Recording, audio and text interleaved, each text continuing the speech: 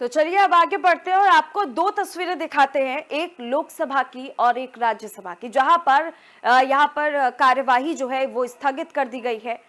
राज्यसभा की तस्वीरें हम आपके साथ साझा कर रहे हैं और लोकसभा की तस्वीरें हम आपके साथ साझा कर रहे हैं, जहां पर आपको बताते हुए चले कि इन दोनों ही भवन की कार्यवाही जो है वो कल तक के लिए स्थगित कर दी गई है।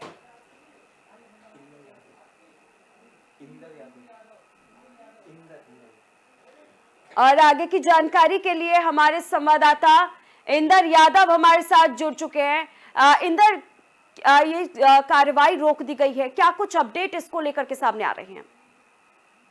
बात करें तो संसद का शीतकालीन सत्र जो है आज शुरू हुआ, लेकिन एक बार फिर जोरदार हंगामे की भेंट चढ़ गया। मैं आपको बता दूं, लोकसभा जो है वो लगभग 5 मिनट के आसपास चल पाई और राज्यसभा की अगर हम बात करें तो 12 से 15 मिनट के बीच जो है कार्रवाई शुरू जरूर हुई थी, लेकिन जब दोनों सदनों में विपक्ष ने सरकार को घेरने की पूरी कोशिश करी तो कहीं ना कहीं दोनों सदनों को कल तक के लिए स्थगित कर दिया गया है। अगर हम बात करें तो देखिए, विदेश मंत्री एस जयशंकर जो हैं वो आज चीन और भारत के संबंधों को लेकर और बांग्लादेश में अल्पसंख्यकों के ऊपर हो रहे जो हमले थे उनके ऊपर वो संबोधन कर सकते थे, लेकिन देखिए दोनों सदनों में जिस तरीके से हंगामा हुआ उसके बाद अब दोनों सदनों को 12 बजे तक के लिए स्थगित कर दिया गया है। जब से ये संसद राजनीति के का बाहर एक शीतकालीन सत्र शुरू हुआ है उसके बाद से अब तक संसद में सुचारू रूप से कार्रवाई नहीं चल पाई है। कहीं ना कहीं जब से संसद शुरू हुआ, लेकिन जो विपक्ष है वो लगातार सरकार को घेरने की पूरी कोशिश कर रहा है, चाहे वो अडानी का मुद्दा हो, चाहे वो बांग्लादेश में अल्पसंख्यकों के ऊपर हो रहे हमले का मुद्दा हो, या फिर अगर हम बात करें भारत और चीन के संबंधों को लेकर, तो कहीं ना कहीं विपक्ष लगातार मौजूदा सरकार के ऊपर हमलावर होता हुआ दिखाई दे रहा है। फिलहाल ताजा अपडेट यही है कि दोनों सदनों को कल 12 बजे तक के लिए स्थगित कर दिया गया है। जी इंदर, यहाँ पर जिस तरह से आप बता रहे हैं कि दोनों सदनों को कल 12 बजे तक के लिए स्थगित कर दिया है, लगातार विपक्ष जो है वो हमलावर नजर आ रहे हैं। यहाँ पर क्या कुछ स्पष्ट हो पा रहा है? क्या विपक्ष आज वो कौन से मुद्दे थे जिनको उठा रहे थे और उसके बाद इस कार्रवाई को स्थगित किया गया है?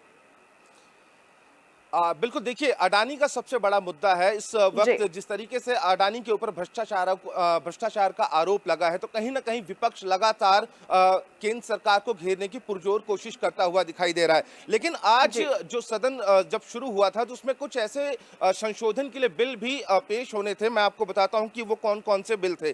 देखिए, किसानों के मुद्दों को लेकर भी विपक्ष लगातार केंद्र सरकार के ऊपर हमलावर है। अगर हम ताजा अपडेट की बात करें तो आज भी कई किसान संगठन राजधानी दिल्ली की तरफ कूच कर रहे हैं और सरकार को घेरने की कोशिश कर रहे हैं। हालांकि देखिए, केंद्र सरकार की तरफ से कई मंत्री ऐसे हैं जिन्होंने बयान दिया है कि वो किसानों की बात सुनेंगे और उन पर विचार विमर्श करेंगे। लेकिन देखिए, अगर हम बात करें संसद की कार्रवाई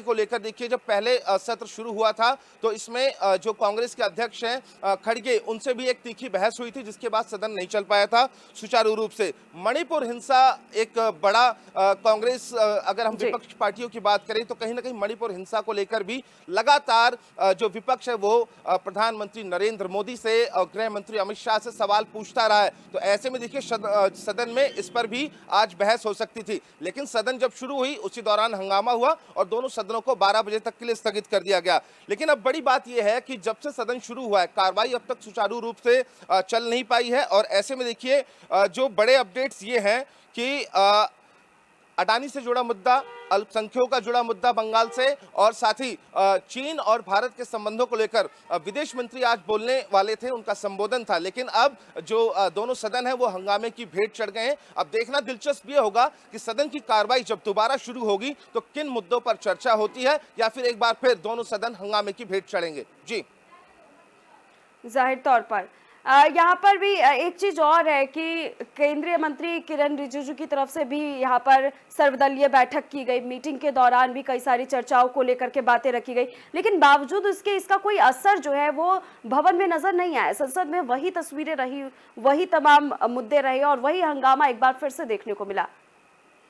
बिल्कुल देखिए, जिस तरीके से बैठकों का दौर शुरू है, संसद को सुचारू रूप से चलाने की ज़रूरत है, क्योंकि कुछ ऐसे संशोधन के बिल्स हैं, उनको पास कराना सरकार के लिए एक अहम जिम्मेदारी है। तो ऐसे में मुझे लगता नहीं है कि जब तक संसद सुचारू रूप से चल नहीं पाएगी, तो मुझे लगता नहीं है कि किसी तरह का कोई भी बिल दोनों सदनों में पास हो पाएगा। ऐसे में देखिए, अगर हम बात करें तो केंद्रीय मंत्री ज्योतिरादित्य सिंधिया ने भी इस हंगामे को लेकर कांग्रेस के ऊपर और विपक्ष की जी। जितनी भी पार्टियां हैं, उनको कहीं ना कहीं घेरने की कोशिश की है, और उन्होंने कहा कि कांग्रेस का अपना वजूद कुछ भी नहीं है, और ऐसे में वो लगातार सिर्फ और सिर्फ सदनों में शोर मचा रहे हैं और सदन की कार्रवाई को सुचारू रूप से चलने नहीं दे रहे हैं। तो देखिए, जहां एक और विपक्ष के तमाम नेता केंद्र सरकार के ऊपर हमलावर है, और ऐसे में कहीं ना कहीं केंद्र सरकार के जो तमाम बड़े मंत्री हैं, वो भी विपक्ष के ऊपर हमलावर होते हुए दिखाई दे रहे हैं। जी।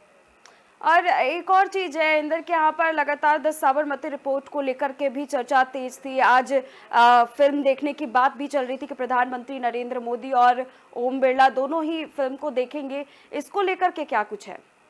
देखिए, बिल्कुल 4 बजे देश के प्रधानमंत्री नरेंद्र मोदी और ओम बिरला, ये दोनों लोग द साबरमती रिपोर्ट देखेंगे। साबरमती रिपोर्ट की अगर हम बात करें तो देखिए, 2002 में गोधरा कांड के ऊपर ये पूरी पिक्चर बनाई गई है, और इसको लेकर केंद्रीय गृह मंत्री अमित शाह ने और देश के प्रधानमंत्री नरेंद्र मोदी ने तारीफ की थी पिक्चर की, और ये कहा था कि लोगों को ये पिक्चर देखनी चाहिए, जिससे लोगों को सच्चाई का पता चल सके। लेकिन अगर देखिए, हम बात करें तो जितने भी बीजेपी शासित राज्य हैं, वहां पर अगर हम देखें तो इस पिक्चर को टैक्स फ्री किया गया है। हालांकि देखिए, विपक्ष ने इसको लेकर भी, इस पिक्चर को लेकर भी प्रधानमंत्री नरेंद्र मोदी और गृह मंत्री के ऊपर हमला बोला था और कहा था कि फैक्ट्स को छुपाया जा रहा है। लेकिन देखिए, जिस तरीके से साबरमती रिपोर्ट की तारीफ खुद देश के प्रधानमंत्री नरेंद्र मोदी ने की, और आज जी। संसद भवन में ये मूवी प्रधानमंत्री नरेंद्र मोदी ओम बिरला के साथ देखेंगे। कई और बड़े नाम भी अभी आगे सामने आएंगे। हालांकि अभी 2 लोगों का नाम सामने आया है, लेकिन अब देखने वाली बात होगी कि और कौन कौन लोग संसद में देखेंगे।